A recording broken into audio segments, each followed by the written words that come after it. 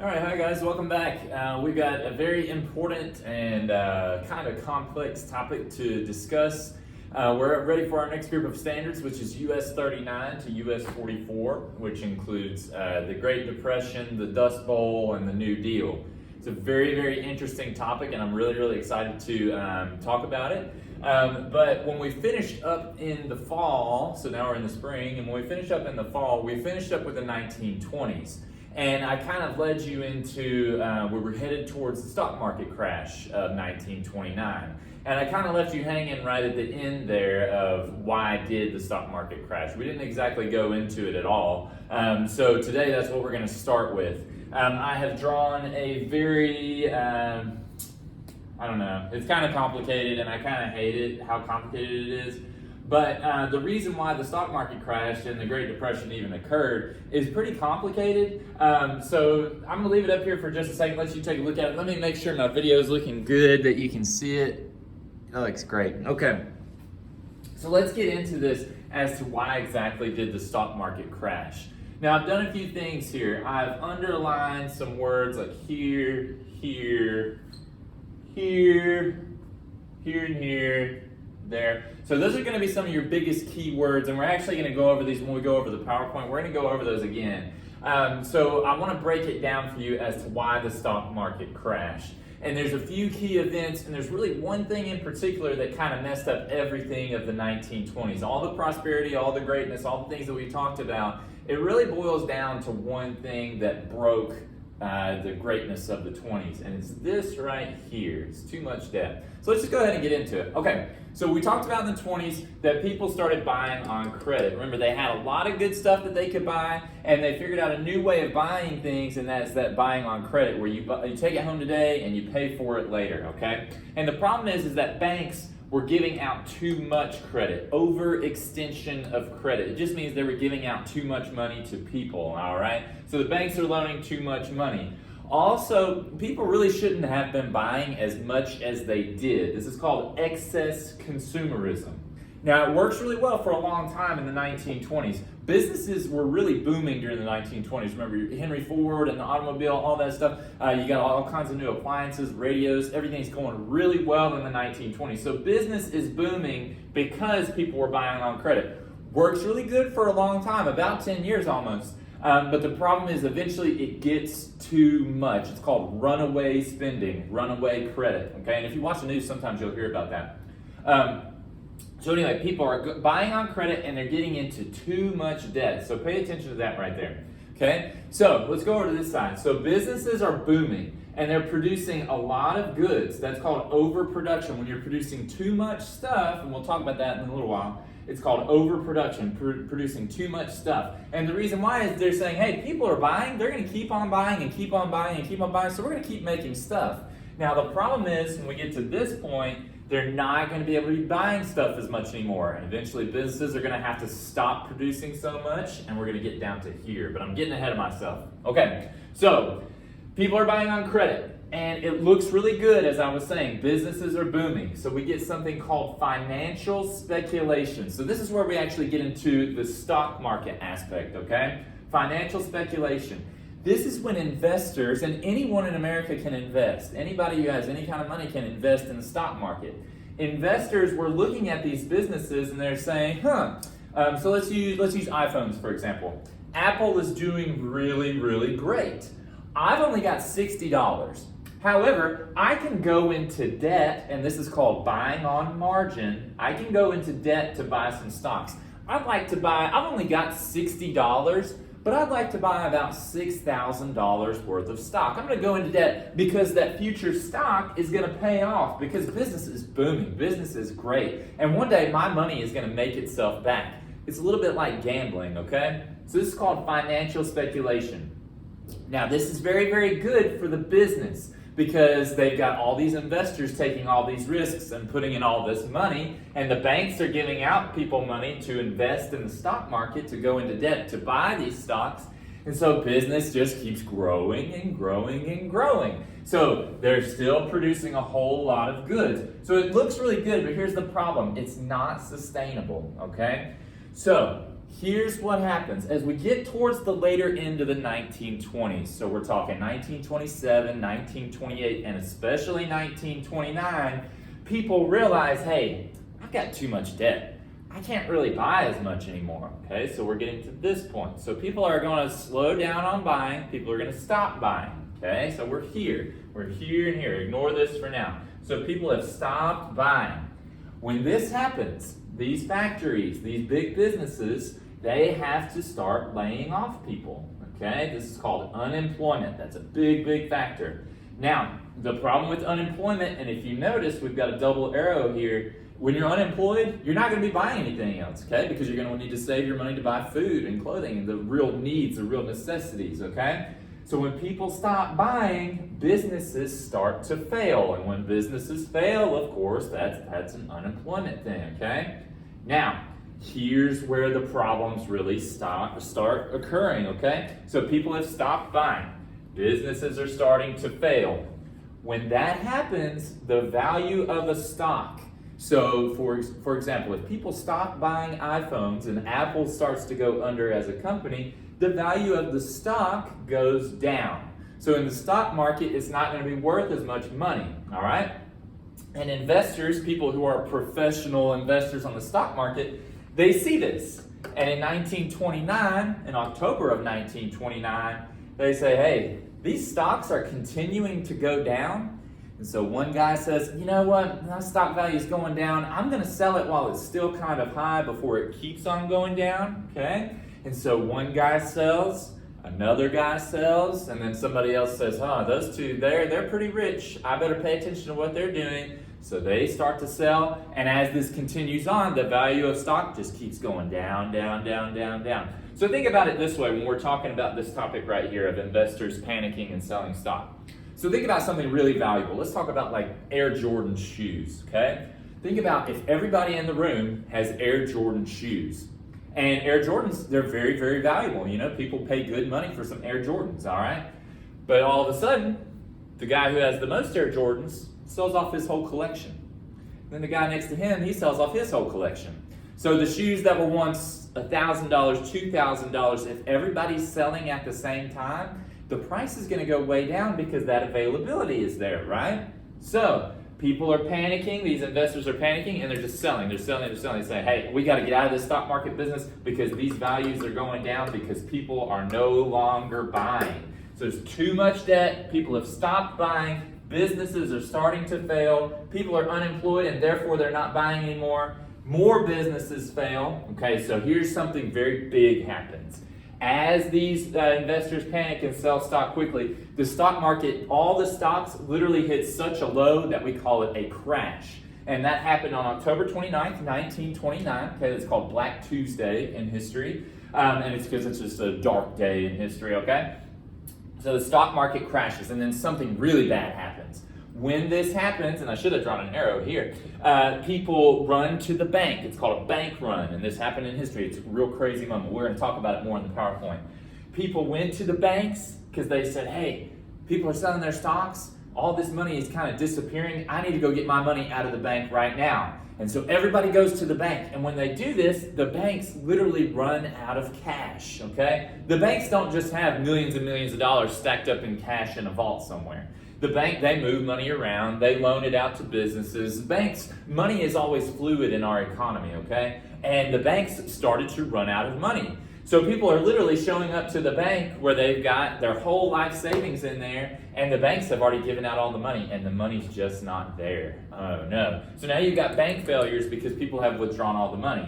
And when this happens, you got no more loans. And with no more loans, people can't buy anymore. More businesses are going to fail, okay? Because you need a loan to start a business. You might need a loan to buy a car. So it's just a very, very vicious cycle that we've got. And eventually it gets to the point where there's just very little money, okay? There's not a lot of money. And we get to the time period in the 30s that we call the Great Depression. And really the main big part of the Great Depression, it starts because of this, and then all this stuff goes into it. Businesses have failed, and unemployment. We're going to talk a lot about how there's just not any jobs and what the government's going to do to kind of fix this, okay? All right, so there you have it.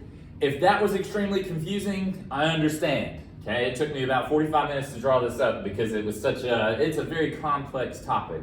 I wish it was straightforward and simple. Unfortunately, it's not. However, we're going to continue talking about it, and I'm going to show you some pictures and things. So let's jump in on that, okay? So take a look at that. I'm going to leave this up here in class for those of our in-person learners to keep looking at, but you can pause and come back to it anytime you need to. So there it is, and I'm going to move the camera over to our PowerPoint. Make sure we get all good and set up. Cool. All right. That looks good. All right. I'm going to grab me some water before I get started, and then we're going to rock and roll. All right, so here you see our next set of standards. And we are actually going to break the depression up into two parts. And I'm going to take a look and make sure it's looking good. I think it looks pretty good. Sweet.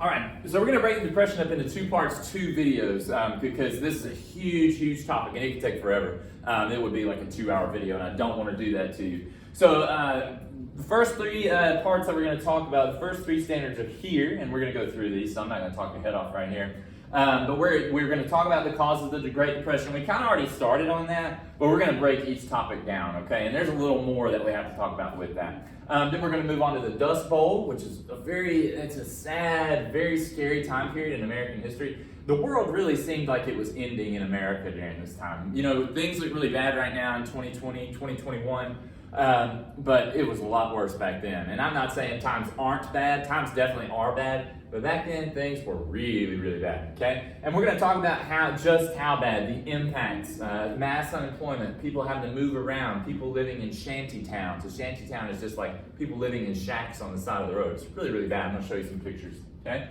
And then this part, this is going to be our second video, so I'm not going to go into it, but all this is what did the government do? How did the government step in and really take charge and get us out of this situation? And I'm going to go ahead and tell you, if you look right here, 1941, that's a very important year. And if you know history, you know why. 1941 is when the United States really gets into World War II, okay? And World War II is honestly what's going to get America out of the Depression, okay? But we're going to get there, getting way ahead of myself, but let's go ahead and rock and roll. All right, so the causes of the Great Depression. And I kind of already showed you this, but we do need to go in specifically reasons why it happened, and we're going to get into the details here. So let's go. All right, now, after the stock market crash, banks failed because remember, people ran to the bank. They're called bank runs. And when this happens, a lot of people lose all of their money. Like I said, banks don't just keep a huge stack of cash in the bank. They take your money and they go and they trade it with other banks and they loan it out to people and they put money in the stock market and it gains interest. So money is fluid in our economy. That's what you want. You don't want your money just sitting somewhere because then it doesn't grow in any value. The banks, they invest themselves, okay? So banks fail when the stock market crashes, and that is really, really bad. Now, we're going to talk about nowadays. This is not that big of a deal. This really won't happen again. The banks won't fail again because our government has taken a lot of different actions to step in and make sure this won't happen again.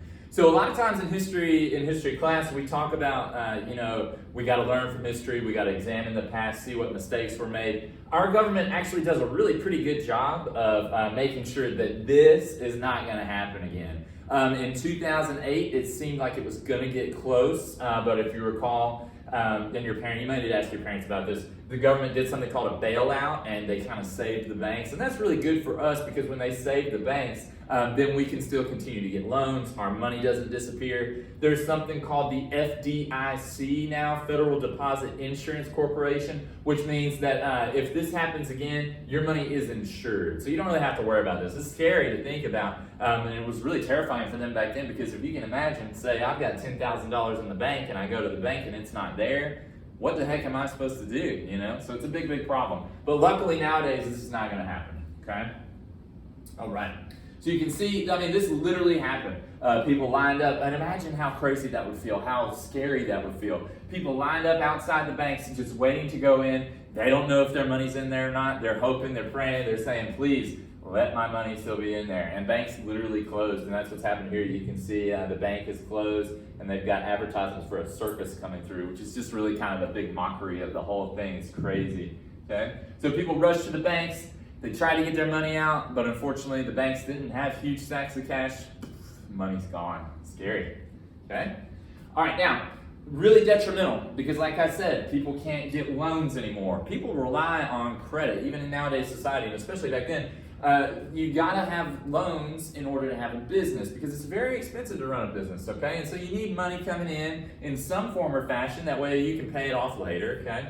And when these businesses start to fail because they can't get loans, and when people can't get loans to, buy a house, things like that, the economy really slows and it may even stop. And that's what happened when the stock market crashed. Our economy literally just stopped, okay? Money stopped moving around. People stopped making money. Unemployment skyrockets. We're going to talk about how high it gets in the 30s. It's just a really big problem, okay? It's a bad, bad cycle. And unfortunately, it's a cycle that just continues until something big happens. And we'll talk about what happens big in America, okay?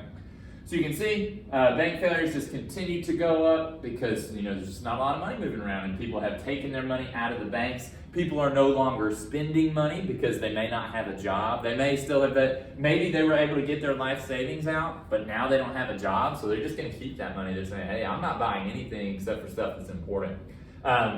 So this is a big, big problem. And if money is not going into the economy, money's not going to be going into banks. And banks need that money coming in order to keep doing business. All right? All right, so as we talked about before, buying on credit is the real problem. And the real problem with the stock market in particular is that people were buying stocks on credit. So you could go in and say, hey, I want to start investing. I want to start investing today. So this is before the stock market crashes. Okay, so we're talking pre-1929, so during the 1920s. You could go into the bank and say, hey, I'm going to get a loan, I'm going to invest in the stock market. And businesses were doing so well at the time that the bank's like, sweet, go ahead, here's $60,000, go buy some stocks.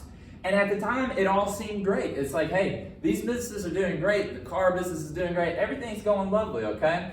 And but the problem is a lot of people did this too much and they're going into all this debt and they realize eventually like, hey, I can't get into any more debt because my bills are piling up, I've bought too much stuff, and this is bad. Now this is called financial speculation when it applies to the stock market because speculation means, you know what, I think this company is going to do really well in the future, so I'm going to invest way more money because eventually it'll pay itself back and I'll get a return on it. I'll get extra money on it, okay? Now, the problem with that is it's kind of fake, all right? These businesses aren't actually doing that great just yet. And eventually, as we talked about, people will get into so much debt that they're just going to stop buying. They're going to say, hey, I can't buy anymore.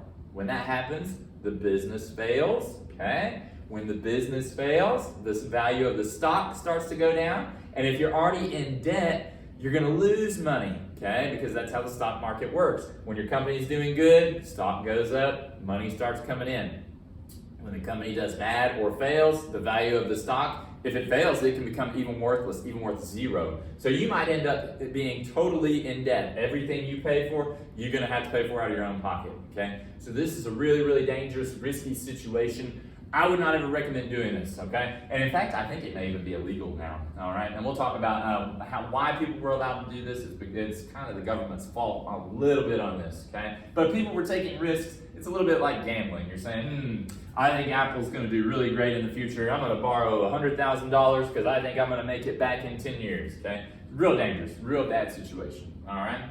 So here's a guy, here's a cartoon, victim of bank failure, and the squirrel is saying, why didn't you save some money for the future when times were good? And he's like, I did, okay? So credit is bad, okay? Now, people were being encouraged to buy on margin because sometimes it literally was like a magic way of making money because these companies during the 20s, remember the 20s were great times. People are buying, and companies' stock values is going out the roof, okay? But here's the problem. When people stop buying, this value of stock goes way down. Real bad. All right? Now, that's really confusing. Please email me if you have any questions on that, and I can let you know. So like we talked about, I've already gotten way ahead of myself, but that's okay. So panic hits the stock market on October 29th, 1929, and people sell off all their stocks. The investors say, hey, we got to get out of this because these businesses are failing. We're finally realizing this. People are going to stop buying. And you know what? We just need to get out of this and see what we can get. So they sell all their stocks and boom, the stock market crashes. And then after that happens, it's all just one big cycle. After that happens, the banks, people run to the banks to get their money out, and you just got this big bad situation, okay? Very famous picture here. This guy in a fancy suit. It says $100. I mean, this is a nice car too. $100 will buy this car. Must have cash. Lost it all on the stock market. You know, very, very bad situation. I almost made a joke there. Very depressing situation. Do you get it? Aha. So anyways, people lost everything, and a lot of times, you know, people lost their entire life savings. And you can imagine just how that would feel in your gut and your heart. You know, you're like, oh, everything I've worked for my whole life is now gone. The bank's failed, my money is gone. How will I feed my family? Very, very desperate situation, okay? All right, so let's keep rocking and rolling. Now, it's not just totally all by accident, okay? People kind of had to look in the mirror and say, well, where did I go wrong? What happened? What messed up? And if we remember what we talked about, people bought way too much stuff, okay? Excess consumerism. Excess means too much. Consumerism is buying stuff you don't need, okay? So people were buying way too much stuff. They didn't have the money to pay it off. And eventually, as things got out of control with this unemployment and everything, they just don't have any money, okay? And you can't pay back your debts, and you're kind of in a very, very bad situation. And unfortunately, like I said, people had to take a good hard look in the mirror and say, well, how did I get here? And a lot of times it was just too much debt. It's tough. Remember, don't get into too much debt, kids. It's tough, all right? So we've seen all this. We've definitely seen this. We've definitely seen this. That's a new one that we haven't seen yet. But people were being encouraged. And you see this today. Credit card companies do advertisements. Be very careful with that stuff, okay? Because it can get quickly out of hand. And not only that, a lot of these companies, they charge you interest. So you're not only paying back what you owe, but you're paying a little extra too, okay? And so that's what people didn't think about either. It's like, hey, it's just going to get way out of hand. I'm going to end up paying almost double for some of these things, okay? All right. Now we're going to switch gears here, okay? This gets a little bit ahead of us, but we do need to talk about it. So something that happened that the government initially tried to do to try to fix things is they passed a tax, all right? And what they wanted to do is they wanted to get people to stop buying from other countries, or they wanted people to buy from America, all right? Now here's the problem. The Depression was not just in America. This happened globally. Remember, Europe was really struggling after World War I. The 20s were really only great in the United States, okay? Other countries kind of felt it, but the 20s were America's time to shine, all right? Now, so when this happens in America, the government panics a little bit and they say, hey, how can we quickly recover this? Well, what we need people to do is to buy American goods. We need people to not buy stuff from overseas. So in order to encourage that, what we're going to do is we're going to raise taxes on stuff that comes from outside the country. So if you want to buy something from Canada or England or wherever, it's going to be much more expensive than if you bought it from America. That's the goal of the Hawley-Smoot tariff. That's the overall goal. Wow, I cannot draw. So that's the goal of the Hawley-Smoot tariff, is to get Americans to buy American things. Now here's the problem with that.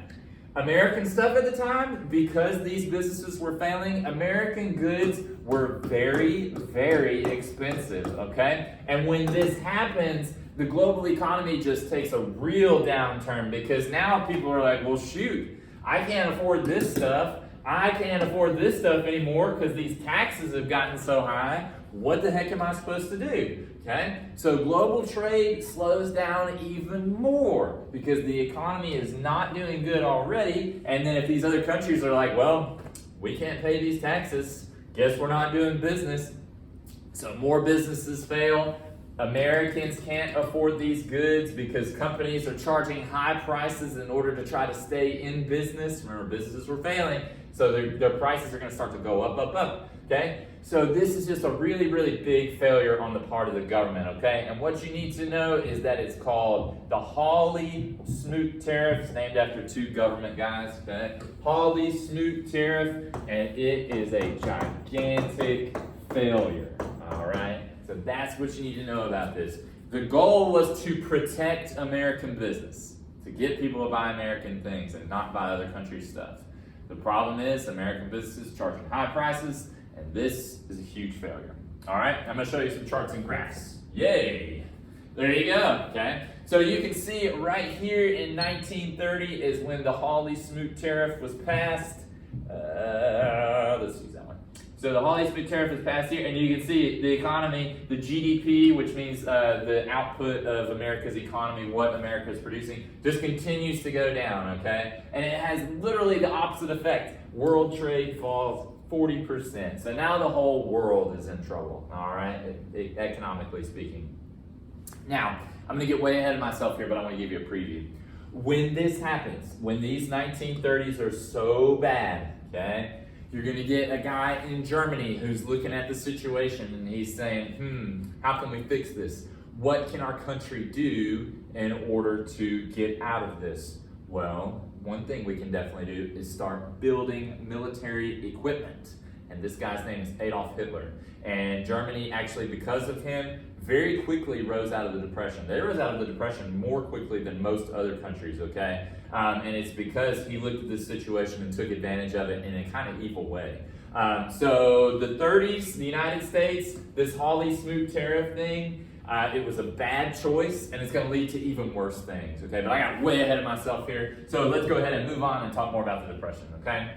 Now, because I just love this stuff. History is like one big chain. One thing happens here, and it's going to affect your life for the rest of your life, okay? Or affect the country or whatever for the rest of its time.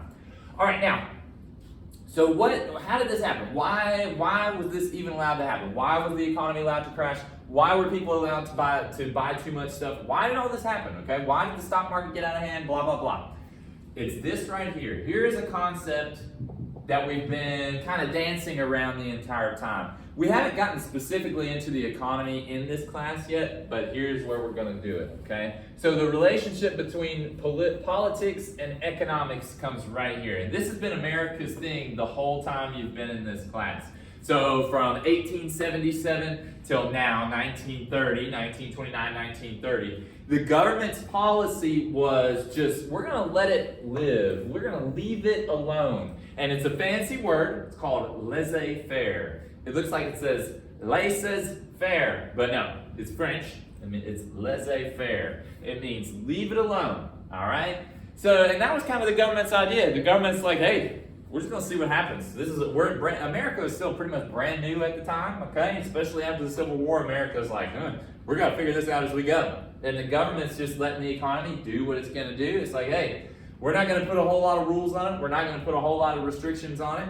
And we're going to leave it alone. We're just going to see what happens. And in the 1920s, this works really, really, really well because people were buying like crazy. People were, just doing whatever they wanted to really with their money, okay? And it worked really well for a long time. The problem is, when you're having too much fun, eventually the fun ends. And that's what happened with the 20s.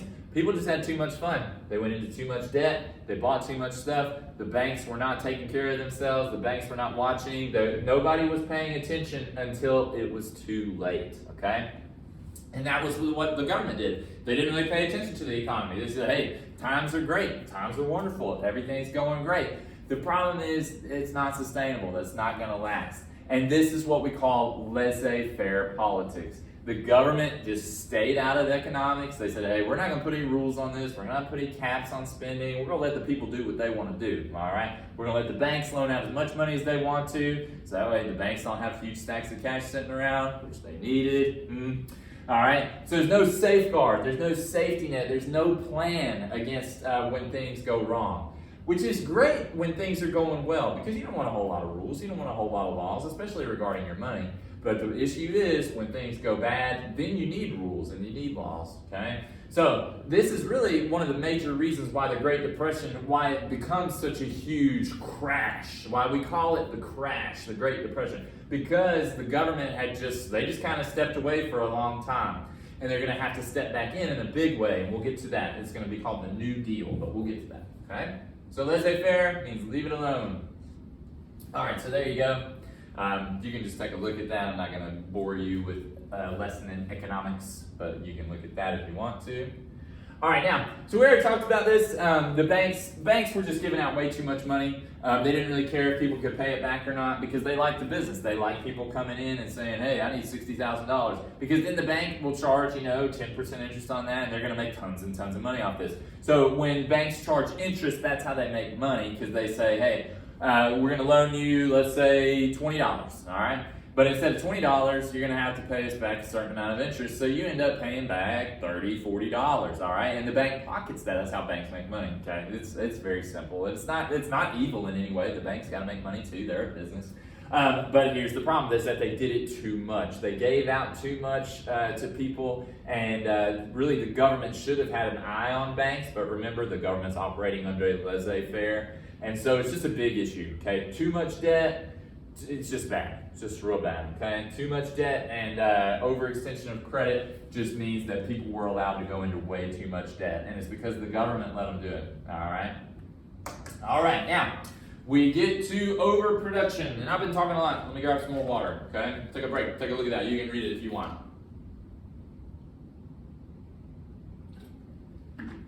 Okay, so I already talked about this a little bit, but in the 1920s, factories, places, businesses, they're producing a lot of stuff because people are buying a lot of stuff because they're able to do it, because they're able to go into debt to buy it, okay? This is very repetitive. So people are buying lots of stuff, these businesses are feeling great, they're feeling good, and they say, hey, we're just gonna keep making, we're gonna keep making and making and making and making and making. We're gonna make lots and lots and lots of things, okay? And the problem is, when these people realize, hey, I've gotten into too much debt, I can't buy anymore, you got a surplus, you got way too much stuff. And then these businesses, they're going to charge lower prices. That's going to be less income for the business. When the business has less income, they have to start letting people go. And that's a major issue. Now, farms were also kind of doing the same thing, but we're going to talk about farm overproduction when we talk about the Dust Bowl, okay? So ignore the things about farms for right now in agriculture. What you need to remember is that businesses really thought that this was going to last forever, and so they just keep doing this and doing this. They keep making more and more and more stuff. But people can't buy forever. People got into too much debt and they stopped buying, okay? And when they stop buying, factories start to close. When they close, people get unemployed. When they're unemployed, they don't have any money. When they don't have any money, they're not buying anything. More factories close, and the cycle just continues. That's all the Great Depression is, just this really bad cycle of unemployment, not having any money, and it's because, really, of too much debt, all right? Okay, so there you go.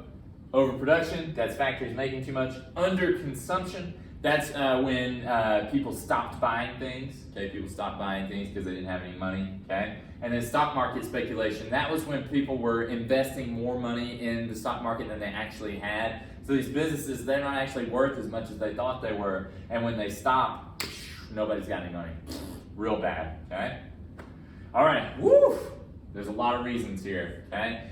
So, when we get to the 1930s, when we get to after the stock market crashes in 1929, a lot of people were unemployed, and when they're unemployed, they can't buy anything, because when you don't have any money coming in, you're not going to be spending any money, and when you're not spending any money, more businesses fail, more people get laid off, etc., etc., etc. Okay, so you see how this is one big vicious repetitive cycle, and unemployment just keeps growing and growing and growing because there's not any money to go around. Okay, and by 1933, 1/4 of the nation's workforce was unemployed. That's 25% of the population. Okay, so that's a huge amount of people. We're talking millions and millions of people here who were unemployed, no money coming in, and when there's no money coming in, they're not spending any money, and that is what our economy requires. Our economy needs people to be spending money. So when you go shopping, like when you go shopping online, you're actually doing a very good job as an American. Good job. I shop on Amazon.com literally almost every day. It's shameful to admit, but I do. It is what it is. So our economy, our American duty is for us to keep buying. And when we don't buy because we're either unemployed, then that's when things really start to get bad. Fortunately, people are really buying stuff right now. People are doing great at buying stuff. But it's because our government really has a big role right now. But we can talk more about that later, okay? All right. So you can see unemployment, very, very, very high, reaches its peak in 1933. 1933 is one of the worst years in American history because, first of all, the Great Depression, unemployment, and also the Dust Bowl. And we're going to get to the Dust Bowl. Very famous picture here, and also really sad, actually. It says, I know 3 trades. That means he knows how to do 3 different jobs. I speak 3 languages, fought for 3 years, so we got a World War I veteran here. I got 3 children, no work for 3 months, so he's in a bad situation. He only wants 1 job. So people wanted to work. People wanted to get out of this situation. People wanted to do better, but unfortunately, they just couldn't, okay? But that will change, and we're going to get there, okay? All right, so let's go ahead and answer these. So number 1 says, why did many of America's banks fail after the stock market crashed in 1929? So we're going to use our new vocabulary, and it's called bank runs. So that means people rushed to the banks and withdrew all their money. And like I said, the banks just didn't have massive amounts of cash sitting around. The banks loan out your money, they trade with other banks. Money is fluid in our economy, and that's how we need it to be. You want your money to be moving around constantly. That's why it's important to keep buying, okay? How did excess consumerism, buying on margin, and the overextension of credit contribute to the beginning of the Great Depression? A very complex question, but a very simple answer. People got into too much debt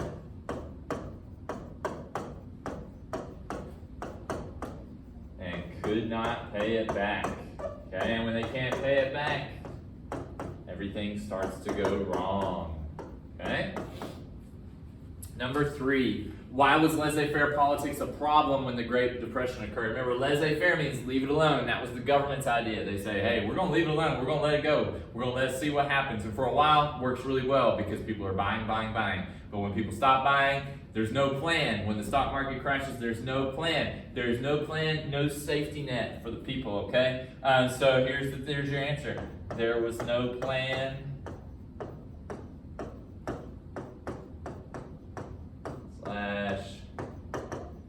Safeguarding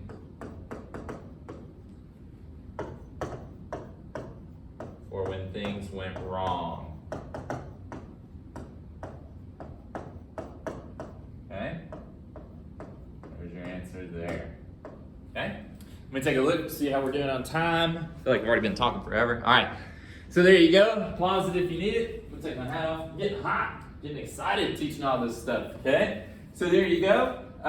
Here are your answers to these. Pause it as needed. If you have any questions on these, you can Google it or email me. That's the preferred way to email me. But if you like to Google, go for it, okay? So there you go. Let's rock and roll. What was the purpose of the Smoot tariff and how did it affect American/global trade? So the purpose is to get people to buy American goods.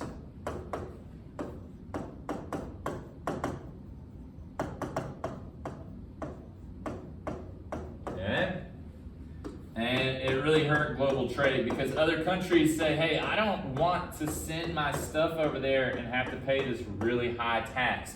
Because these other countries, when they brought their stuff in, they're having to pay taxes on it. And they're like, well, we don't have any money either. We can't afford this. So they're just going to hurt. They're going to not trade with us. And this is really, really bad. So overall, it is we need to remember this, it is a giant failure. It's really bad. Okay? Failure. All right, what's the ultimate effect of all the causes of the Great Depression? So what the question is asking is, what happens when factories close? When people aren't buying and factories close, what happens? And we're going to get massive unemployment. Unemployment on a large scale, okay? And then what level does it reach? 25% of the population.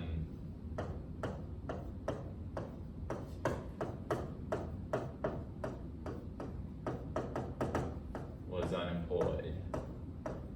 All right. go. So millions and millions of people. So there you go. So pause it if you need it. Email me if you got any questions on that. And I believe that wraps it up on US 39, which is the cause of the Great Depression. Why did the Great Depression happen? Remember, it's a huge topic. There's a lot of different reasons, but really what it boils down to is too much debt, too much speculation in the stock market, meaning people going into debt to buy stocks. So that makes businesses look really good. So businesses produce more stuff. When they produce more stuff, they get a surplus. People stop buying because they can't afford it because they're either in too much debt or they're unemployed at this point because factories are starting to close, and it just keeps on rolling. It's like a big giant ball that just rolls over people and gets bigger and bigger like a snowball. Okay? All right, that wraps up 39. If you didn't get any of that, go back and watch it again. Ha ha! All right, now. So, no, don't do that. Just email me, okay, and I can explain it. We can get on the Zoom call and we'll work on it, all right? All right, now, we are ready to do the Dust Bowl. And basically what it is, it's the area of the Great Plains, and I'll show you a map. The area of the Great Plains goes into a big, heavy drought, and the topsoil is all messed up, and we'll talk about why. And we have an environmental catastrophe, meaning the environment has a major, major, major problem, and we're going to talk about why.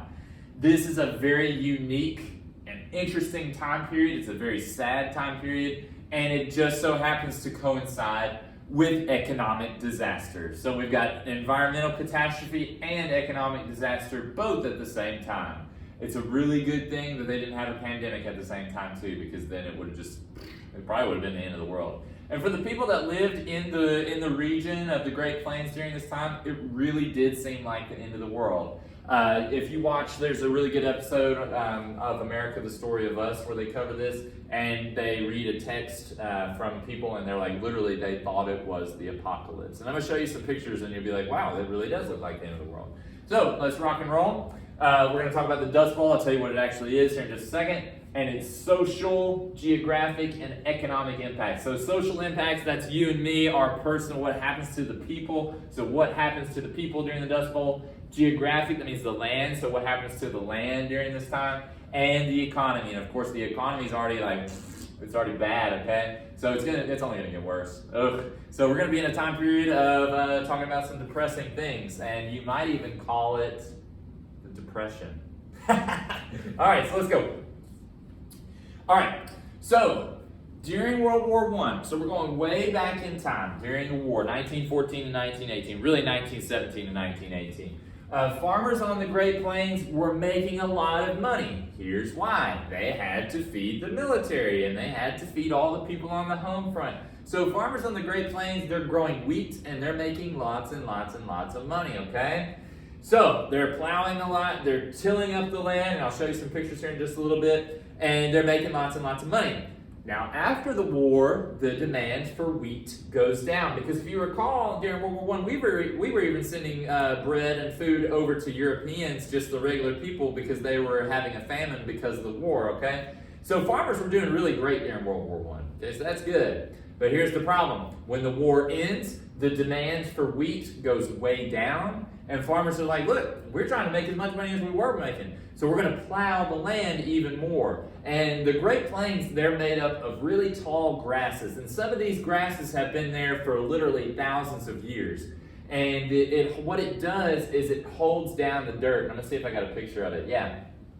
So ignore this right now. I'm getting ahead of myself. But these grasses, they hold this dirt down. Here, I can zoom in. They hold this dirt down, and these farmers, they till up all the grass. They pull up all the grass, they cut it down, and they start to plant. Now, something bad happens. This is literally like a perfect storm of events, okay?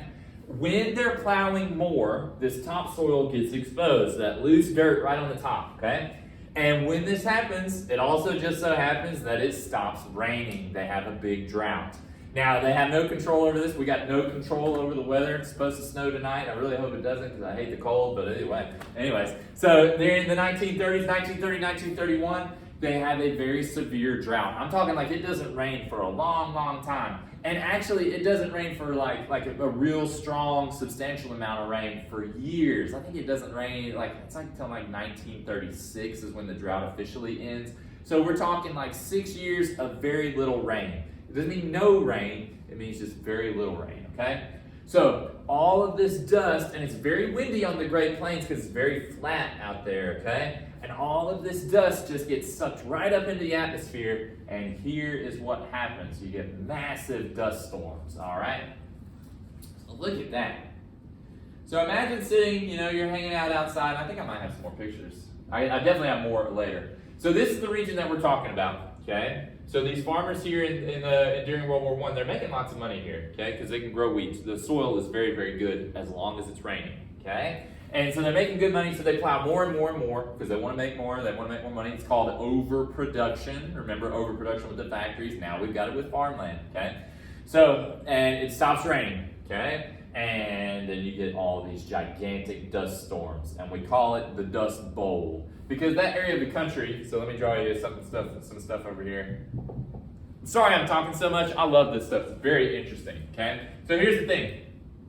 So over here we've got the Rocky Mountains, right, and they go all the way down, all the way up to Alaska, and all the way down to South America. Okay, on this side of the country we got the Appalachian Mountains, 2,200 miles of mountains. Okay, they don't actually go down that far. But anyways, so the effect literally is the land in America, if you were to be a gigantic person or to go up in an airplane and be able to see it go out into outer space, what you would have is like just a big bowl in the middle of the country where you've got mountains on this side and mountains on that side, and then that area, the earth literally just dips down and we get this Great Plains area. It's like a bowl, okay? And here's what happened. They plowed up all the grass, they tilled up all the grass, then we get a drought, and then you get these conditions. Literally dirt, all right? Just loose dirt. And they're like dirt farmers, essentially, okay? And when these strong winds come through, that wind sucks that dust up in the atmosphere, and boom, you get gigantic dust storms, all right? So there you go. Now, in this situation, a farmer can no longer make any money because literally you can't grow anything. If it doesn't rain, you can't grow, okay? No crops, all right? So, thousands of farmers, and this is what we're talking about with the social impacts, meaning what is the effect on the people. The social impact is that thousands of Americans become refugees in their own country. A refugee is someone who has to leave their home and go somewhere else. And usually it's because of something bad. And the reason here is the Dust Bowl, okay? So they're looking for jobs. And the places where they go, so the Oklahoma was the worst hit state. So let me go back and show you. So Oklahoma is here, and you can see the red. It's the most severe region where the drought was the worst. The overplowing of the earth, the overproduction was too much, and the drought is really, really bad, okay? And so Oklahoma is the worst, and they leave. They have to go to California to get jobs, because California's economy is actually doing pretty good, their agricultural economy. California still is America's #1 producer of agricultural products, meaning food, okay? And it's because the climate is so good there. They have a lot of rain, or excuse me, in some regions they have a lot of rain, but they have plenty of sunshine. It doesn't get too cold in the wintertime, and it doesn't get too hot in the summertime, so it's really good for growing food out there, okay? So thousands of farmers have to leave Oklahoma, and they move to California. And on this journey, they're called Okies, all right? And we're talking just massive poverty, massive poverty. These people literally have to leave everything. They get as much stuff as they can on their cars, and they travel to the west, to California. They live in refugee camps, and we're talking just unbelievable poverty. Poverty that we have no idea what it's about, okay? These people, and when they get to California, there's so many people already out there from Oklahoma that they're having to literally fight over jobs. The people who owned the farms did not take care of these people. They took advantage of them. They say, hey, I've got 15 other guys waiting out there that want your job, so I'm going to pay you literally pennies, because they would take the pennies, all right? They would take however much. They would take even just a little bit of food to be able to work, so you're not getting paid squat, okay? So it's a really big problem. It's a very desperate situation in America, and it's really sad. You could even call it depressing. I need to stop making that joke. But anyways, so the Dust Bowl, very, very dark situation in America, but I mean, it creates some really cool history that we get to learn about. You've probably seen this picture before. What I always have my students do is guess how old this lady is, and if you saw the PowerPoint, you might know it already because it does say. This lady's only 32 years old, but if you look at the image, she's been through such hardship that she does look much older. The story behind the photo, her kids are starving, she's starving, they've traveled across the country looking for work. Very, very tough situation created by the Dust Bowl, okay? So very, very sad, very scary, dark times in America. All right, now, people died from this. Livestock, the cows, they're out in the middle of the fields and these dust storms come up and they're just exposed to it. And they're literally just sucking in dust into their lungs, into their stomachs. And if you notice, it says when they're cut open, cows' stomachs were often full of dust. People living in these areas would get dust pneumonia, basically meaning dust gets in the lungs. And when that happens, you're going to die. Okay, it's very, very bad. So this is just a really, really tough situation, okay? And you could close up the windows, you could close up the doors, but it still would manage to get through because these dust particles are very, very fine. Think of like sand. When you go to the beach, sand gets everywhere. When you go back to the hotel room, sand is everywhere. No matter what you do, you're gonna get sand in your hotel room. So think about it blowing in the air like this, it's definitely gonna get in your house. These ladies have, luckily, she's got a real gas mask. That one looks homemade. But I wonder what they would think of our masks today. I mean, we know nothing of having to wear a mask because of this. Yes, COVID is terrible, and I'm not downplaying that at all. It's really, really bad. But this is another level, okay? And they called them black blizzards, and you can see why. I mean, it literally looks just like a cloud of death coming across there. It's scary, okay? Wow. All right, moving right along.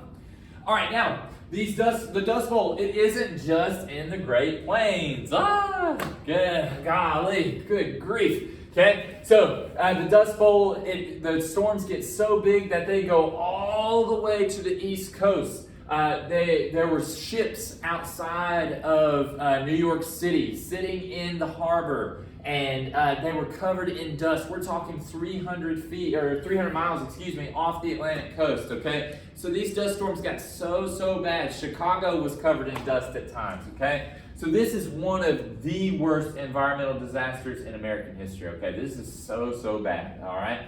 Now, the government finally steps in 1936 and they say, hey, can y'all stop what you're doing? Can you farmers stop what you're doing? Stop trying to farm this way. Try something different, and we're going to give you some money to stop plowing up the earth because all you're doing is messing up. You're causing more Dust Bowl to happen, all right? So the government finally steps in, and they're like, yo, you got to chill out, all right? Because farmers kept trying. That's the thing about these people is that they were going to keep on. Look how scary that is. Jeez. All right? There you go. All right, now, so like I said before, the economy's bad, obviously. Okay, we're in the middle of the Great Depression, all right? So now, by the middle of the 1930s, farmers are relying on the government. And when the government really didn't have that much money to go around, and we're going to get to what the government actions are. But a lot of these people, like I already showed you, had become homeless. And we're going to get to something called Hoovervilles, and we're going to get to more of that later. But Hoovervilles, they're named after President Hoover, who was president when the Great Depression started. And it was kind of just making fun of him because really he didn't do too much to help the American people get out of the Great Depression. We're going to talk a whole lot about Hoover later, okay? All right, so here we go. So why did farmers expand their planting after World War I? And the reason why is because they wanted to continue to make as much money as they had during the war.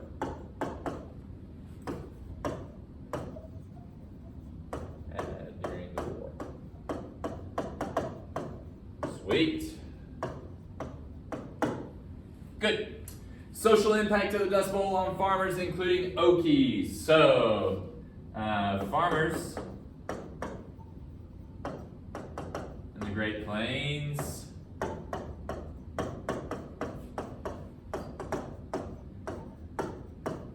had to move to find work, and we're gonna write Okies over there. So specifically Okies, they're people from Oklahoma. So we're gonna say Oklahomans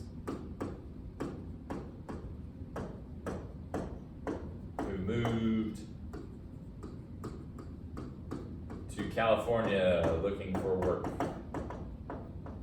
There we go.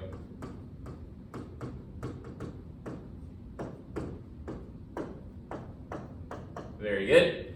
All right, and then how did the government respond to the Dust Bowl? They literally paid farmers to use different techniques. They said, hey, farmers, can you please stop plowing up the earth because you're not making this any better, okay? Paid farmers to use different techniques. They said, hey, why don't you not plow like that? Why don't you try a different kind of farming? Now, I'm not a farming expert by any means, so I don't know exactly what they paid them to do as far as like what new techniques. But just know that they were like, hey, can y'all stop and we're going to give you some money? And that's what happened. So there you go. See how our time's looking. I've been talking forever, it feels like. All right. Remember, when you're watching these, you don't have to watch it all in one sitting. This is a whole week's worth of material. My in-person learners, they take a whole week on this stuff for this whole topic. So take your time, okay? All right. Almost done. We got one more topic. Woo! All right. All right, now, so here we're going to talk about what happens to the rest of America, not just the Okies, not just the farmers on the Great Plains. What happens to the rest of us? All right, so let's do it. And the main big thing is mass unemployment. And unemployment just means not having jobs, okay? So, as we talked about already, and we've already covered this, so it's going to go quick. Massive unemployment as factories are not making money. They're laying off more and more and more people. As a result, in 1933, unemployment hits its height, which is 15 million people, or about 25% of the population, did not have a job, okay? And at this point in time, government assistance did not exist. Welfare was not a thing yet, okay? So nowadays, when if you get unemployed, you can apply for unemployment where the government will write you a check and send it to you. It's not much money at all, so don't get excited. They will send you a check as long as you can prove you have a legit reason and you're also still looking for work. They will provide you with some income in the meantime, which is good because they want you to spend that money, okay? They want to send it to you to say, hey, we need to keep you afloat for a little while to keep the economy going. But at this point in time in the 30s, that was not there yet, okay? That was not a thing yet, okay? So, but we're going to get there. We're going to talk about why. But unemployment was bad, okay? And that's going to lead to some other major problems, all right? So we've already seen this. We've already seen this exact slide, so we're going to keep going.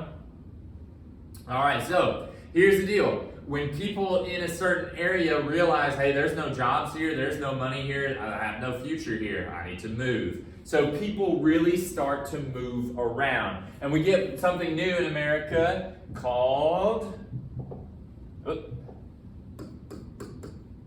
Hobos. Hobos, people who travel on trains. So a lot of people, especially men, would hop freight trains from town to town. And they say, hey, there's no work here. I have no car. I'm not trying to walk 100 miles. I'm going to jump on this train and ride it to the next town and see if they got some jobs there. If there's no jobs there, hey, I'm going to keep on riding, okay? And those people were called hobos, and they have their own whole culture and everything. So here you go. It says, jobless men keep going. And here you are. Look at all those people on that train. Isn't that crazy? This is something you don't see in America. By the way, kids, don't hop trains. There were some kids growing up that tried to hop a train, and one of the guys got sucked up under the train, and his legs got cut off by the wheels. Don't hop trains. It seems like a great adventure. Don't do it. It's very dangerous, okay? Plus, it's very illegal. Anyways, totally off topic. But anyways, these men, people in America, traveled all around the country just looking for work. And the thing is, a lot of them were World War I veterans. Think about it. World War I's not that long ago in comparison to the 30s, okay? We're only looking at about 12 years difference. So these guys who had served their country, who had worked hard, seen their friends die, they don't have any work. And it's just really, really a tough time. So it creates this weird, very kind of sad American culture, but for us, it makes a very interesting historical topic. All right? All right. Now, I already mentioned this, but now let's get into it. So, Hoover, President Hoover was president at the time. Remember, we've already talked about Hoover. He was leader of the American Food Administration. I think that's what it's called.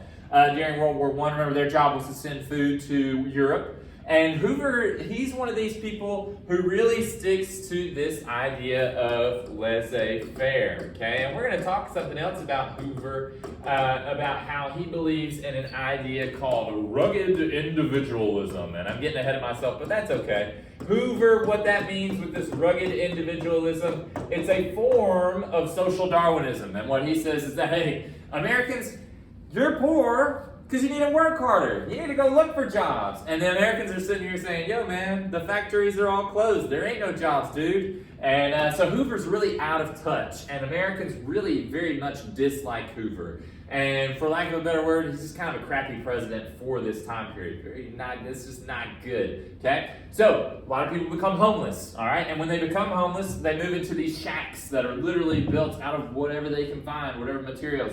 And you see, it's right on the edge of a city. The reason why, there might be jobs in that city, okay? So people live in these really bad neighborhoods that are made out of their shacks. They're shanty towns. Another word for a shack is a shanty. And they travel into the city during the day, look for work, maybe beg, maybe just go to the soup kitchen to get some food, okay? And these shanty towns, they get a nickname called Hoovervilles, all right? They pop up all over America, all right? So let's look at some pictures. Really bad, really desperate situations. I would not like to live there. A lot of them were built near rivers, and the reason why is for water. Now, if you know in history, a lot of rivers were highly polluted and very contaminated back then. They really didn't care about the environment like we do. So a lot of factory waste, just a real desperate, bad situation, okay? All right, so St. Louis had the biggest Hooverville. They even had their own churches. They had a mayor. They had laws, things like that. Really bad situations. Like I said already, they would set up near rivers for a water source. New York City, Washington, D.C., but like I said, St. Louis has the largest Hooverville, okay? And you can see it's literally just built out of just junk. Yeah, very tough, very tough. So there's some more. You can see these people living under a bridge. These people are just living out in a field. Look at that one. That one's just not so good. So you can imagine the sanitation here. You can imagine in the wintertime how cold it gets. In the summertime, how hot it gets. Bugs. You got to think probably criminals are attracted to this area because there's not going to be a major police presence. You know, just tough situation. All right, number 9 and number 10, and we'll be done. Okay? Woo! Thank goodness. Why did many people migrate around America during the Great Depression? They were looking for work, looking for jobs. Okay? What are Hoovervilles? They are shanty towns, aka homeless camps, basically. Shanty towns or homeless camps. And I think those are the last 2. Pause right there if you need to. Here it is. Let me go ahead. All right. So we're going to get to Herbert Hoover and the different presidents and the different government actions in the next lesson. But let me go back real quick, and I want to go over one more time just some of these things. So you've seen it all, we've seen all the causes, but remember really just the major problems is that there's just too much debt in America. That's what caused the Great Depression. The stock market crashed in 1929 really because of too much debt and because of that financial speculation, aka buying on margin. I know those are really weird words, but what that means is just to go into debt in order to invest in the stock market, and it makes companies look way better than they actually are. And remember that it's mainly just too much debt. And when these companies start to fail, people get unemployed. When they're unemployed, they don't have any money. When they don't have any money, they stop buying. That's what our economy relies on, people to buy stuff, okay? And it's just a very bad, big snowball / vicious cycle of badness that happens that just leads to the Great Depression, okay? The Dust Bowl, if you recall, just a massive environmental catastrophe where the farmers plowed too much of the dirt. Then we have a drought. And then all this bad stuff happens, massive dust storms. People have to move all over America. The dust is really all over the East Coast for years, okay? Just real bad situation. The Great Plains virtually destroyed for a long time, okay, until it started raining again. The drought didn't end, like I said, until 1936 to 1938. All right. And then lastly, it wasn't just the Great Plains who were suffering. Really, all of America was suffering. Not a lot of jobs to go around, so therefore people had to move. Moving is very difficult, especially to new cities, because especially if you don't have any money, you're going to move into a city, and you might have to live in a Hooverville back then. So that's a shanty town. Literally shacks, okay? Homeless encampments, okay? Woo! That was a big lesson. Guys, like I said, please take your time on this. Please email me if you have any questions. I know that was a huge, massive lesson, but it's very, very, very important. And honestly, it is pretty interesting. It's complex, but it's unique. So there you go. Like I said, email me with any questions. Download this PowerPoint, read it, spend some time on it, learn this stuff, and have a great day. Let me know if you got any questions. Bye!